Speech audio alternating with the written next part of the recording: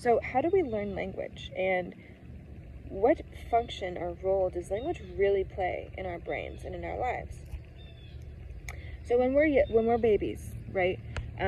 Our brains are attuned to every single language in the world. Like, we can hear and we can process every single language. And then after some years or some months, our brain, after hearing the same stimuli, same languages, let's say English over and over again, your brain starts to only attune to this language. That's why it's better to learn a language, to learn more languages when you're younger, because your brain is more adept to learning different languages and tuning into different languages, right? So everything in our lives is learned through behavior, through observation.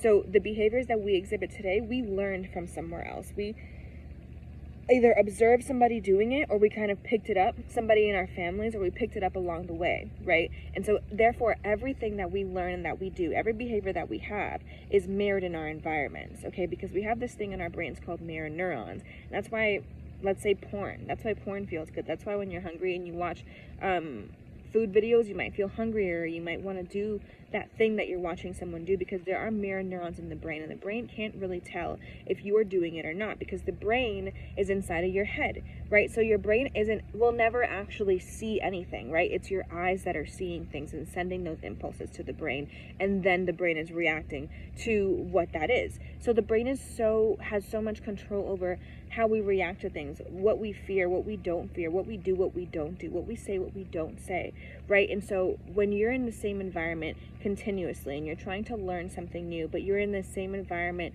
where you learned the old thing, it's going to be a lot more difficult to learn something new if you're constantly being around people who perpetuate the same thing that you're trying to unlearn, especially if they're people that your brain is associated with this thing that you're trying to unlearn. I always use the example of I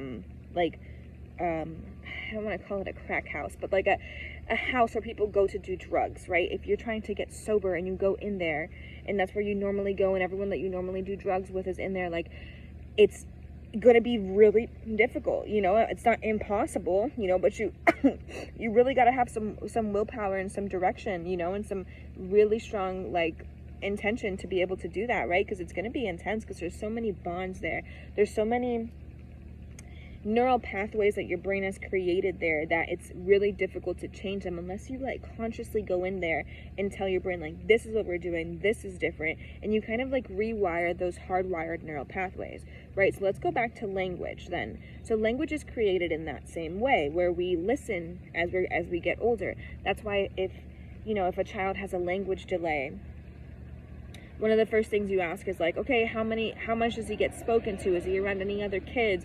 A lot of times kids who don't get spoken to, almost all the time, you can attribute that to a language deficit, a language delay. They might start speaking a little bit later. They might have a lot less vocabulary because they just don't hear it. And so now this brings in the issue of children learning through, like, computers, and through watching TV, and through watching YouTube videos, right? So the brain, the chemistry of the brain and what the brain has inside of it, and just the body in general, has just evolved through, like, thousands and millions of years of evolution, right? Like, this is old. This stuff is old, right? So now we're bringing in this new stuff, like YouTube videos, and we're having kids learn on these things, and the brain is not adapted to that. The evolution is happening in this moment, right now. Like, we are the ancestors who are going to be contributing to the evolution of the human species, right? And so our brains are creating data for the next brains that will develop, and the new children that are being born now are already evolved. They're already different,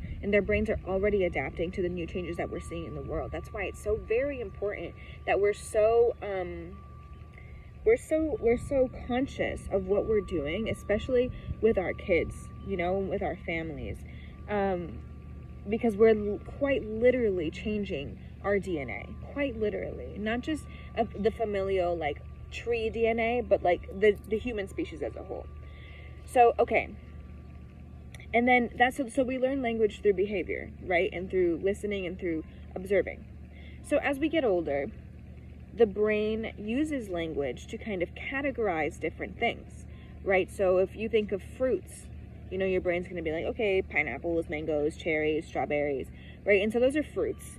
and cars and transportation. And so you then kind of teach the brain how to categorize things, how to put things into groups to make it easier to access when you're engaging in a conversation, right? And then you teach the brain how to use these things in a conversation. How do they flow in the English language and whatever language you're talking about, right? It's all the same though, because the brain has to have categories, and then the brain has to be able to understand how to use these categories and place them together to create meaningful sentences, semantics, right?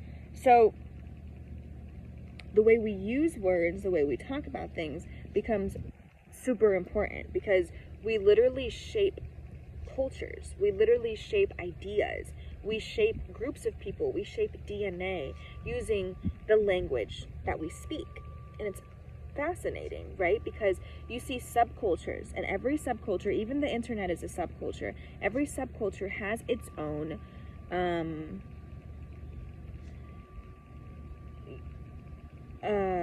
language group. What is it? Jargon, right? Words that you use specifically. So on the internet, like LOL, WTF, WTH, right? On TikTok, sus, I don't know, some like TikTok memes, right? Those become part of the language, right? So that is part of that community, right? And people who like are TikTokers and spend a lot of time on TikTok, that's their language, and that's what they say, and that's what they do, and that's how they communicate with each other. And like when you say certain words, it lets people know, like, oh, I'm part of this group, I'm part of this culture, I'm part of this language, you know, of this like subculture, this group of people. And so it's really beautiful the way that like language begins to formulate like subgroups within and subsets within a society as a whole. So then language starts to become a code, because language starts to unlock certain things in your brain, much like computers have codes, right? So when you say certain things in certain ways, it's very important, because you will trigger people to feel different things, to see things in different ways. Every single word really does matter, because if I say, yo, what the fuck are you looking at? And then I say, hey, what are you looking at? Or if I say, yo, what the fuck are you looking at? And then I say, what are you looking at? And then I say, what are you looking at, man? And so it's the same words, except when you take out fuck, it just changes the way things sound. And the way that you say it changes the way people receive it. So language is not just about what you say, but it's about the frequency. So how, right? So because frequencies convey emotion, frequencies convey deeper messages, and so it's the frequency paired with the meaning of the word that is what unlocks people's brains and unlocks certain things in the brain.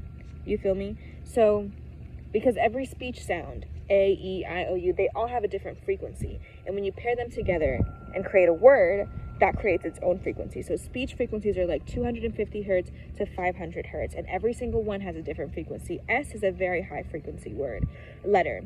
And so when you pair it with other things, that frequency delivers a message to the person. But then when you pair it with the frequency of emotion, and you say, what the fuck are you looking at? Or what the fuck are you looking at?